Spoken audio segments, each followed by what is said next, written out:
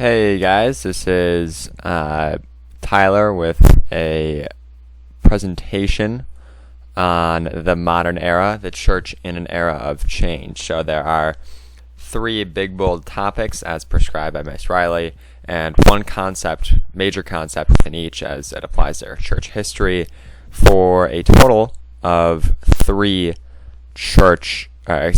concepts. So our first big bold topic is the Enlightenment. The Enlightenment denotes an age characterized by reason and logic. Now it's often considered to reach a height in the 18th century, really the late 1600s, so the 1690s and the early 1700s. The movement radically changed thought about the self and the central questions of being. It dealt with really big picture questions. The Enlightenment shifted thought from the afterlife to deal with problems of temporal life, much like the Renaissance before it. So it was sort of a rediscovering of humanism in a sense. Now, continuing with the Enlightenment, reason and logic were seen as solutions to every problem. Reason and logic were also means of discovering what is proper in the world. Then logical thought processes were applied to develop new concepts of morality, dignity, and politics. There should probably be commas there. What happened was that, you'll see, the ideas of reason and logic were applied to religion as well. So the Enlightenment's impact on the church and our studies thereof are immeasurable and great. Thinkers of the day considered equality, liberty, and truth the greatest goods that one could attain.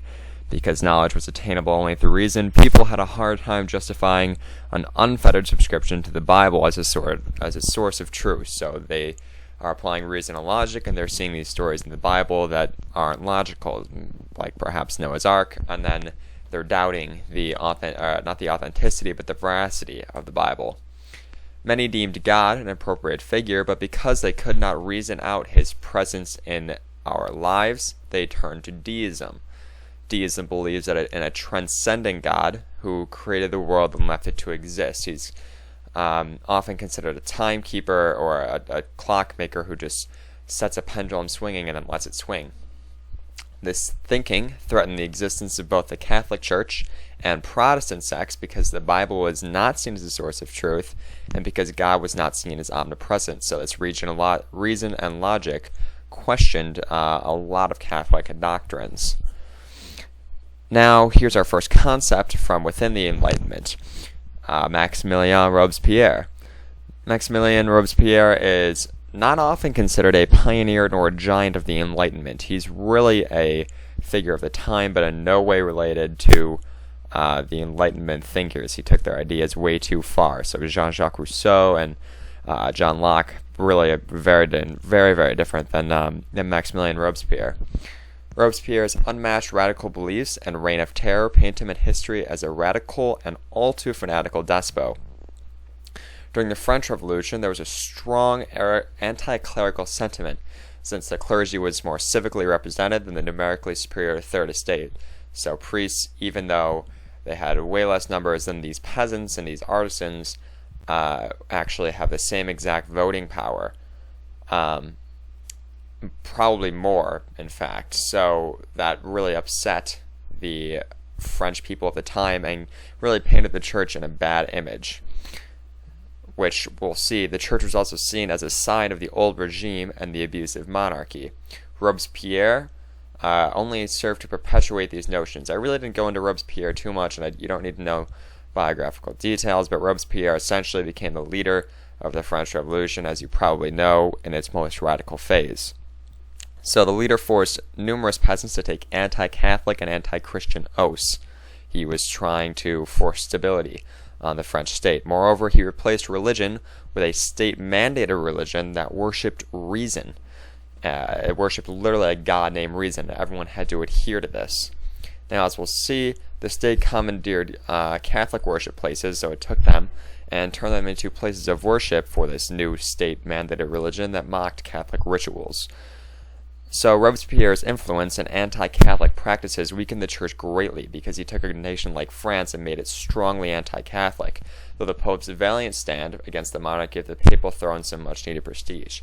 I did not talk about it, but the Pope at the time actually stood against Robespierre and later Napoleon and brought some good repute to the papal throne.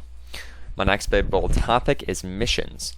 Missions were strongholds of Catholicism in the New World and Far East. Their purpose was to evangelize the local peoples, and many served to do so.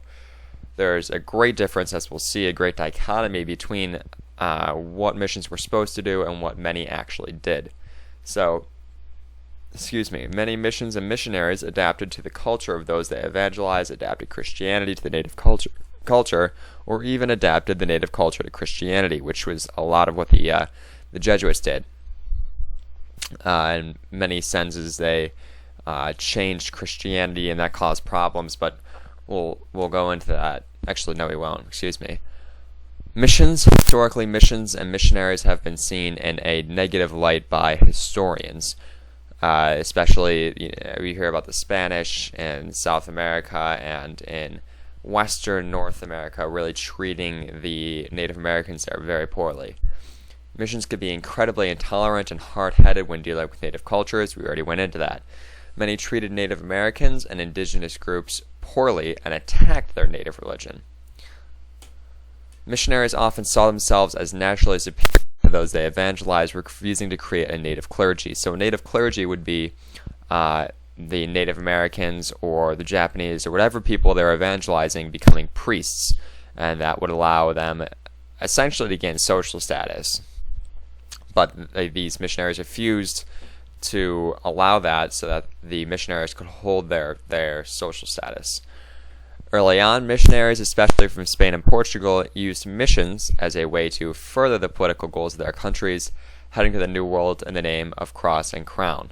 So they sought to evangelize as many people as they could solely to get favor with the Pope and stuff like that. They were really trying to further their nation's political power in many senses rather than doing things for God.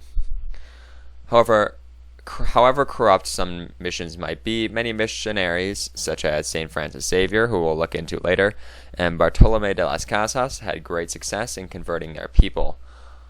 Even though missions often have negative reputation, they were strongholds for the church to spread the faith. So, historically, they give the church a bad repute. However, the successful ones, the ones led by people like St. Francis Xavier, converted thousands of people and strengthened the faith religiously.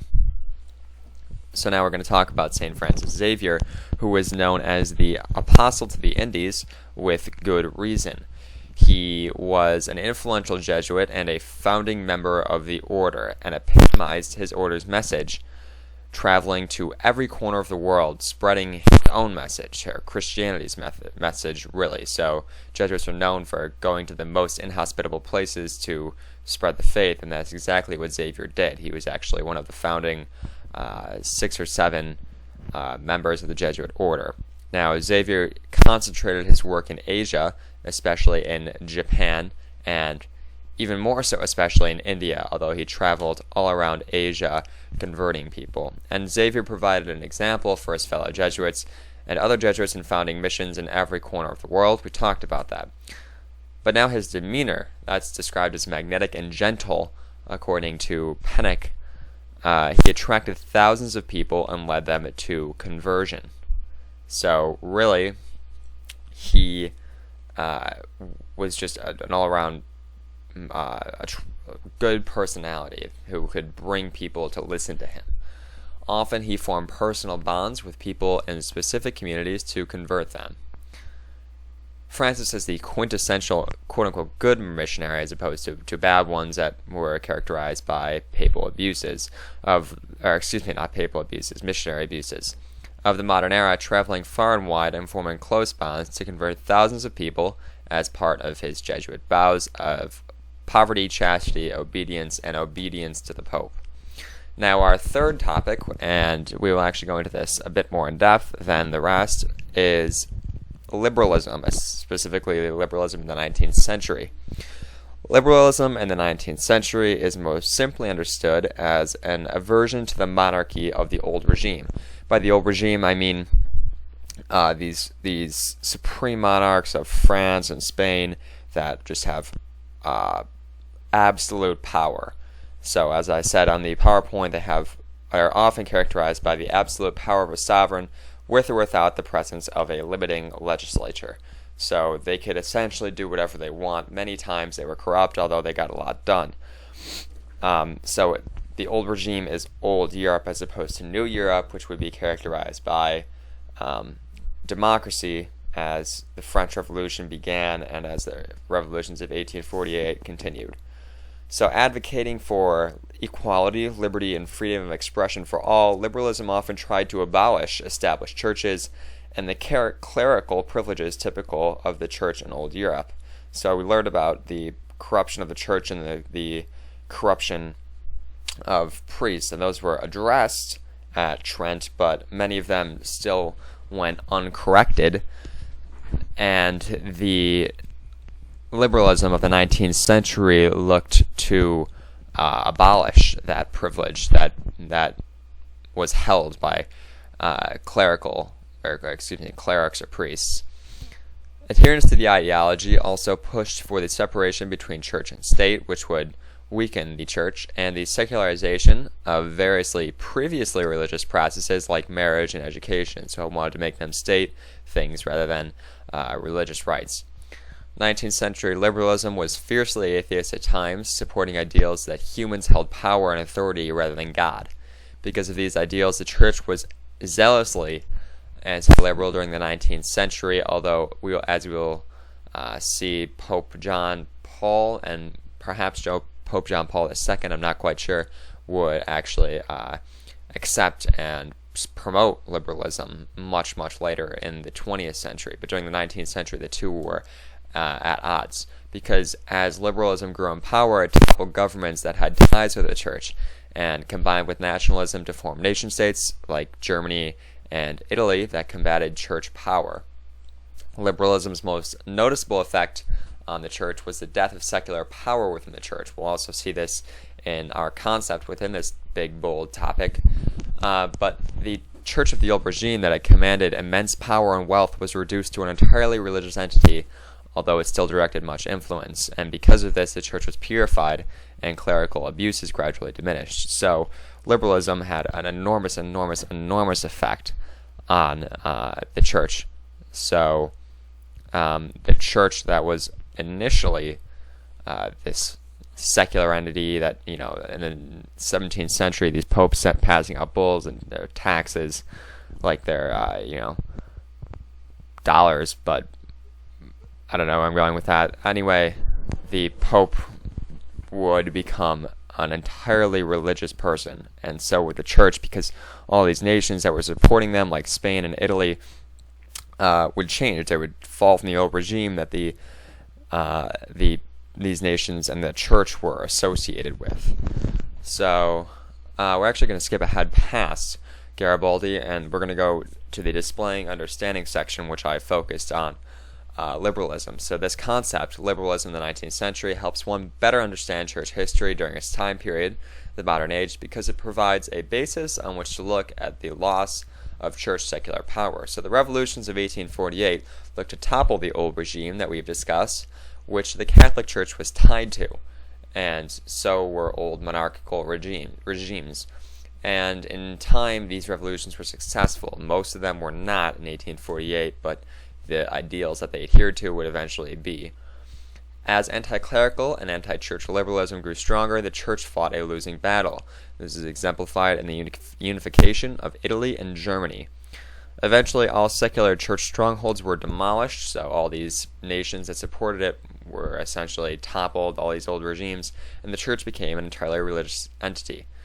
Now, because it's a religious entity, you don't have, simony and pluralism and all these clerical abuses anymore. Liberalism gives us a movement to blame, a reason as to why church secular power collapsed, and provides context as to how the church would act later in history. We're just going to go back to the concept within this, Garibaldi and the Italian unification. Nationalism and liberalism combined, and the unification of Italy and Germany resulted. Liberalists considered the church an obstacle to a unified Italy because of the papal states to which the church held. So when France was forced to abandon Rome because it needed troops in its own war, the Franco-Prussian War, I think it was, the movement for Italian unification forced the Pope to give up the papal states. He was essentially threatened, and the papal states had for centuries, since they were given in the donation of Pepin in 955, I want to say, the papal states provided the church with administrative funds. So the church lost these states, and with them, its true secular power. It would never be the entity it was during the old regime. Now, without secular power, the church would focus on its spiritual spread, especially under the reign of Pius IX, the Pope, and his thinking was affected by the violence that emerged from efforts to unify Italy. I think that's a quote from Pennock. The church's anti-liberal beliefs were reinforced under Pius because he was bitter about losing all this land. Here are some citations, but for now, that's the end of my project. Hopefully, I won't have to re-record this 16-minute video, and hopefully you are understanding the salience and significance of these three topics.